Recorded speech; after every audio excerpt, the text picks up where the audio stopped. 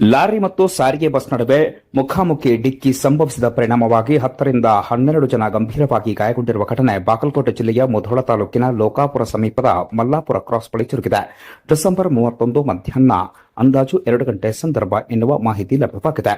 ಬೆಳಗಾವಿಯಿಂದ ಲೋಕಾಪುರ ಕಡೆಗೆ ಬರುತ್ತಿದ್ದ ಲಾರಿ ಹಾಗೂ ಇಳಕಲ್ನಿಂದ ಲೋಕಾಪುರ ಮಾರ್ಗವಾಗಿ ಬೆಳಗಾವಿ ಕಡೆಗೆ ಹೋಗುತ್ತಿದ್ದ ಸಾರಿಗೆ ಬಸ್ ನಡುವೆ ಮುಖಾಮುಖಿ ಡಿಕ್ಕಿ ಸಂಭವಿಸಿದೆ ಎನ್ನುವ ಮಾಹಿತಿ ಲಭ್ಯವಾಗಿದ್ದು, ಬಸ್ಸಿನಲ್ಲಿ ಇದ್ದ ಅಂದಾಜು 10 ರಿಂದ 12 ಜನರಿಗೆ ಗಂಭೀರವಾದ ಗಾಯಗಳಾಗಿವೆ ಎನ್ನುವ ಮಾಹಿತಿ ಲಭ್ಯವಾಗಿದೆ. ಇನ್ನು ಗಾಯಾಳುಗಳನ್ನು ಲೋಕಾಪುರ ಹಾಗೂ ಬಾಗಲಕೋಟೆ ನಗರದ ಆಸ್ಪತ್ರೆಗಳಿಗೆ ರವಾನಿಸಲಾಗಿದೆ ಎನ್ನುವ ಮಾಹಿತಿ ಲಭ್ಯವಾಗಿದೆ. ಇನ್ನು ಸ್ಥಳಕ್ಕೆ ಬಾಗಲಕೋಟೆ ಜಿಲ್ಲಾ ಪೊಲೀಸ್ ವರಿಷ್ಠಾಧಿಕಾರಿ ಸಿದ್ದಾರ್ಥ್ ಗೋಯಲ್ ಅವರ ನೇತೃತ್ವದ ತಂಡ ಭೇಟಿ ನೀಡಿ ಪರಿಶೀಲನೆ ನಡೆಸುತ್ತಿದೆ. ಲೋಕಾಪುರ ಪೊಲೀಸ್ ಠಾಣಾ ವ್ಯಾಪ್ತಿಯಲ್ಲಿ ಘಟನೆ ಜರುಗಿದೆ.